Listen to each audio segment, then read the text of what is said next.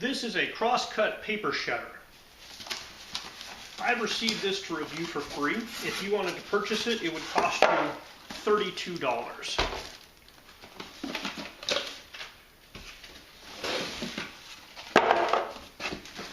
They haven't paid me for my review, so my opinions remain my own. Okay, so in the box we have a little trash bin here, and it has a clear see-through window that is kind of snapped in there. It feels kind of flimsy, you know, it wiggles a lot, and we have a pretty hefty shredder head here, which has a customer service email stuck on it. It has power, blue, red is overheat. We have forward, we have auto, we have off, and we have reverse.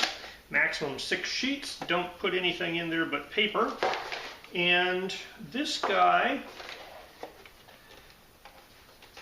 has a safety switch in the back there that this little tab has to engage with before it will start.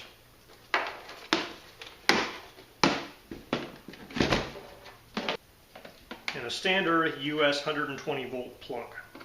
Alright, when you flip it from off to auto mode, the blue light turns on, and there's a little switch in there, so if you push a piece of paper in, it'll trigger it, and it goes for a while even after the paper's gone through, and then it will stop.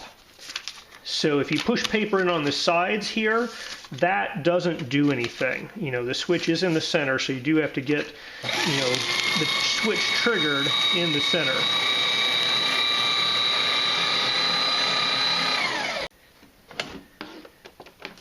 So this reduces things to little strips, you know, maybe an inch long. So it's pretty good security-wise from a cross-cut paper shredder standpoint. So it says 6 sheets max, and I have here 6 sheets of kind of 20-pound standard office typing paper.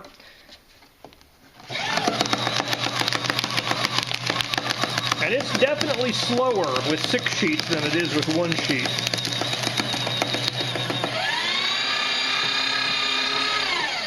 Alright, so that works at 6 sheets. So it claims to be able to handle staples.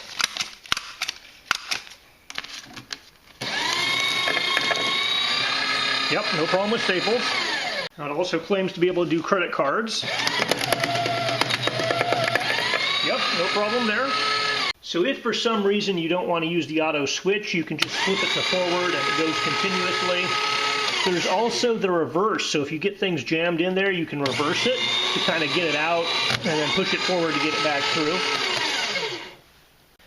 Alright, so this guy does what it's supposed to do. As long as you respect the 6 sheets max, it looks like it has plenty of power to go through stuff. Only thing you really need to know is that you can only run it for 5 minutes, and if you run it continuously for 5 minutes, it overheats and then shuts itself off for 40 minutes to cool down.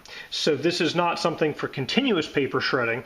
You know, this is just kind of home use. You know, have a couple things here and there. Alright, you know, so this paper bulks up when you shred it, but there is this nice window so you can see when it's getting high, and you do need to empty the bin before it hits the bottom of the shredding unit. Alright, if you need a cross-cut paper shredder, this looks like it'll do the job. Has some handles here. You can't pick up the whole trash can with those handles. That's just for moving this on and off. The trash bin, I think, is a little bit thin, but it seems to hold this guy up just fine. When you put this guy on the top, you know, the top kind of helps support it a bit there.